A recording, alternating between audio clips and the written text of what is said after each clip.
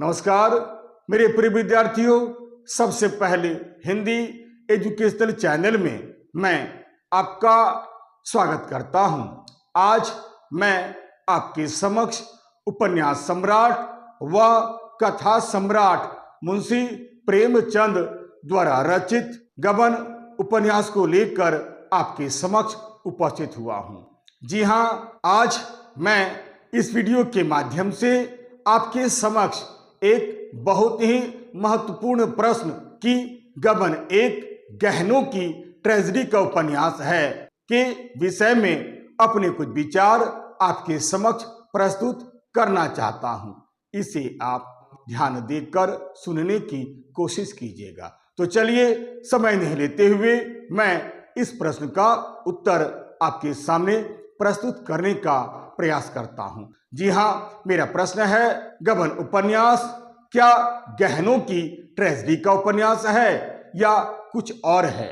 इसका उत्तर मैं आपके समक्ष इस प्रकार प्रस्तुत करता हूं। उत्तर: गबन कथा सम्राट व उपन्यास सम्राट मुंशी प्रेमचंद द्वारा रचित एक श्रेष्ठ सामाजिक बहुचर्चित तथा एक यथार्थवादी उपन्यास है।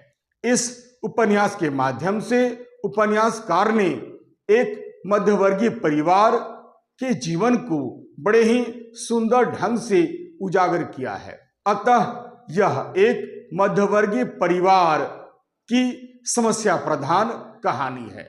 इस उपन्यास की मुख्य समस्या मध्यवर्गीय परिवार में नारी का आभूषण के प्रति प्रेम तथा प्रदर्शन की भावना ही रहा है। मध्यवर्गीय परिवार में नारी चाहे गरीब हो या अमीर, बच्ची हो या फिर वृद्ध, आभूषणों से विशेष लगाव रहती है। उनमें प्रदर्शन की भावना कूट कूट कर भरी होती है। नारी का यही आभूषणों के प्रति प्रेम और प्रदर्शन की भावना उसे किस प्रकार तबाही की ओर ले जाती है, इसे मुंशी प्रेमचंद ने इस उपन्यास के माध्यम से बड़े ही सुंदर ढंग से उजागर किया है। कहने का अर्थ यह है कि मुंशी प्रेमचंद ने इस उपन्यास में नारी का आभूषणों के प्रति प्रेम और मिथ्या प्रदर्शन से उत्पन्न होने वाले दुष्परिणामों को लेकर ही मुंशी प्रेमचंद ने इस उपन्यास का समस्त कथानक का ताना बाना बुना है। सच पूछा जाए तो इस समस्या ने ही कथानक की समस्त घटनाओं को जन्म दिया है।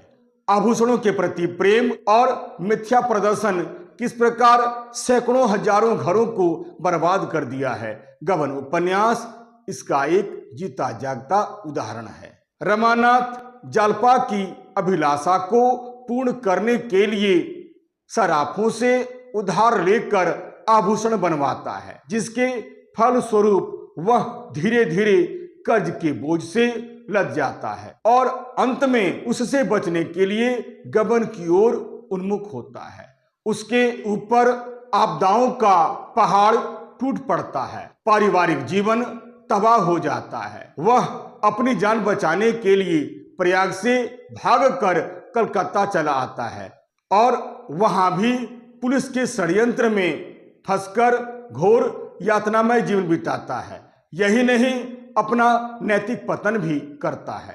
कथानायक तथा कथानायिका के साथ साथ इस उपन्यास में ऐसे कई पात्र हैं जो आभूषण प्रियता के शिकार हैं। उनमें आभूषणों के प्रति अगाध प्रेम है और प्रदर्शन की भावना उनमें कूट कूट कर भरी हुई है। नायिका जालपा की आभूषण प्रियता और मिथ्या प्रदर्शन की भावना तो कथानक का केंद्र ही है, परंतु इसके साथ साथ रतन भी आभूषणों के लिए जान देती है।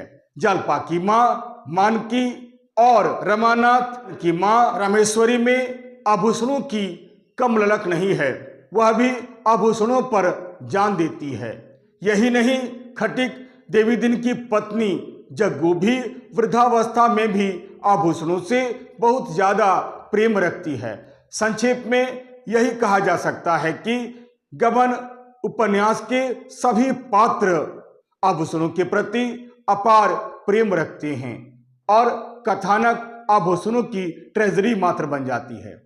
संक्षेप में यही कहा जा सकता है कि इस उपन्यास के सभी नारी पात्र आभूषणों के प्रति अपार प्रेम रखते हैं, वे आभूषण प्रियता के शिकार हैं। अतः गबन उपन्यास का कथानक आभूषणों की एक ट्रेजरी मात्र है।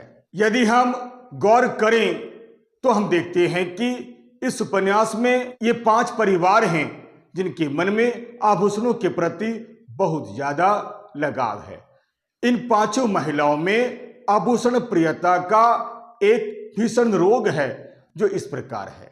पहला, मानकी और दीनदयाल, जागेश्वरी और दयानाथ, जालपा और रमानाथ, रतन और वकील इंदुभूषण, जग्गू और देवीदीन।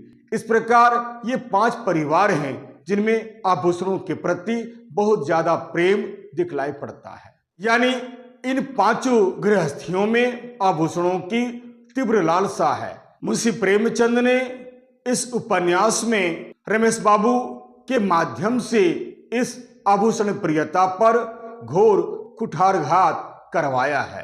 कोटेशन है, वे कहते हैं, गहनों का मरज न जाने इस दरिद्र देश में कैसे फैल गया। जिन लोगों को भोजन का ठिकाना नहीं, वे गहनों के पीछे प्राण देते हैं। हर साल अरबों रुपये केवल सोना चांदी खरीदने में ही व्यय हो जाते हैं। कुछ पंक्तियां छोड़ दी गई है। उन्नत देशों में धन व्यापार में लगता है, जिससे लोगों की परवरिश होती है और धन बढ़ता है। यहाँ धन श्रृंगार में खर्च होता है, उससे उन्नति और उपकार की जो शक्तियां हैं उन दोनों का ही अंत हो जाता है। बस यही समझ लो कि जिस देश के लोग जितने ही अधिक मूर्ख होंगे, वहां जेवरों का प्रचार उतना ही अधिक होगा।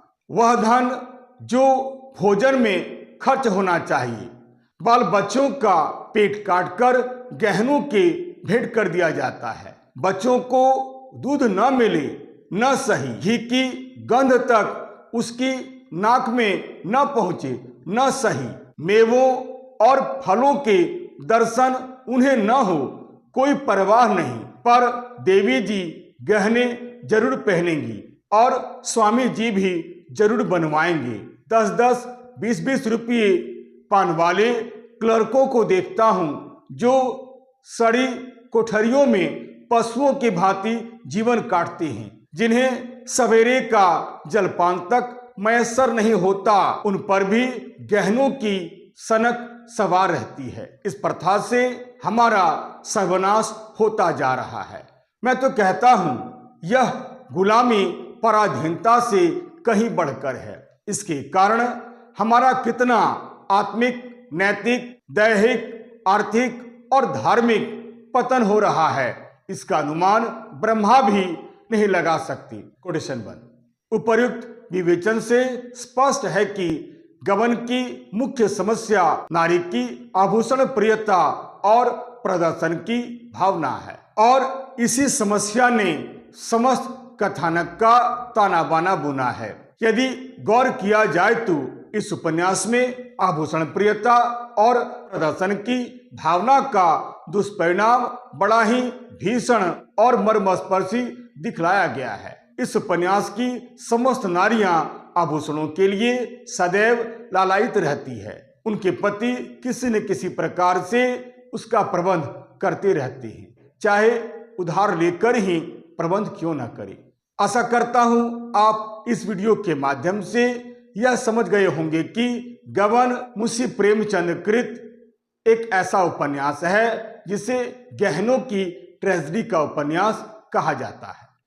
यदि आपको यह वीडियो अच्छा लगता है, उपयोगी लगता है, सारगर्भित लगता है, तो आप इसे लाइक करें, शेयर करें और तो और सब्सक्राइब करना बिल्कुल नहीं भूलें। तब तक के लिए नमस्कार, धन्यवाद।